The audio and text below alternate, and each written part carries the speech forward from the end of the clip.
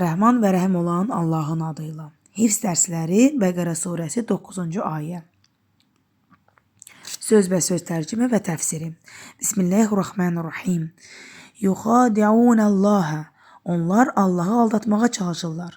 Vəllezine amanu və iman gətirən kəsləri, yaxud da möminləri. Və mə yəxtəuna və mə inkarı deməkdir və aldatmırlar illə başqasını ənfusəhum, özləri, onların özləri. Yəni onların özlərindən başqa heç kimi aldatmırlar.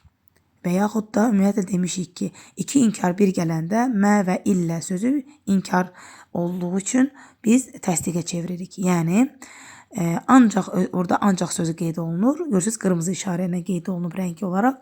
Yəni onlar ancaq özlərini aldadırlar. Və mə yəş'uruna, mə inkardır. Yəş'uruna şuur sözündəndir. Yəni bilmirlər, şuurları çatmır. Bilmirlər ki, ancaq özlərini aldadırlar. Onlar Allahı və möminləri aldatmağa çalışırlar. Bilmirlər ki, ancaq özlərini aldadırlar. Təfsirə nəzər yetirsək, burada aldatmaq dedikdə əsl münasibətini gizlətmək məqsədi ilə öz niyyəti nail olmaq üçün süni bir münasibət göstərmək nəzərə tutulur. Bunun əsasında münafiqlər Allahla və onun qulları ilə öz münasibətlərini qururlar. Lakin onlar ancaq özlərini aldadırlar və bu da çox qəribədir.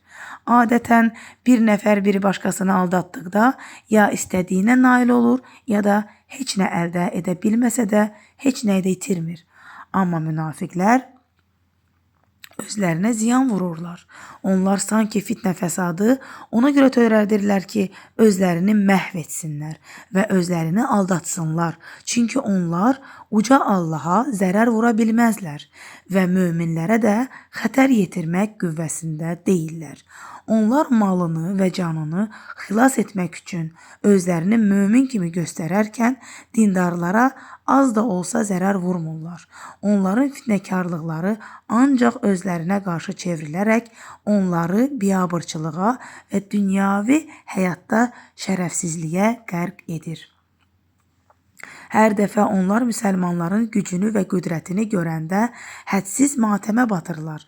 Axirət günü isə onlar layiq olduqları əzablı, ağrıdıcı və dəhşətli cəzaya düçar ediləcəklər. Çünki onlar haqqı yalan saydılar, iman gətirməkdən boyun qaçırdılar və günaha qurşandılar. Lakin onlar o dərəcədə cahil və axmaqdırlar ki, bunu dərk etmək iqtidarında deyillər.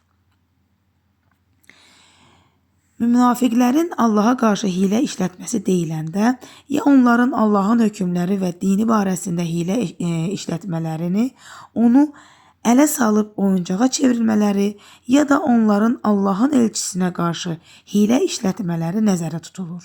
Çünki Həzrət Peyğəmbərə salavatullah itaət Allaha itaət olduğu kimi, yəni Peyğəmbərə itaət edən şəxs şübhəsiz Allaha itaət etmişdir, deyə Qurani Kərimin Nisa surəsinin 80-ci ayəsində qeyd olunmuşdur. O həzrətə qarşı hilə işlətmək də Allaha qarşı hilə işlətməkdir. Təbii ki, bu cür hiləgərliklərin də və dinlə oyun oynamağın da nəticəsi həmin şəxsin özünə qarşı hilə işlətməsidir. Əgər həkim xəstəyə hansısa bir dərmanı qəbul etmək göstərişi verirsə və xəstə həmin dərmanı qəbul etməyib, yalandan qəbul etdim deyirsə, öz aləmində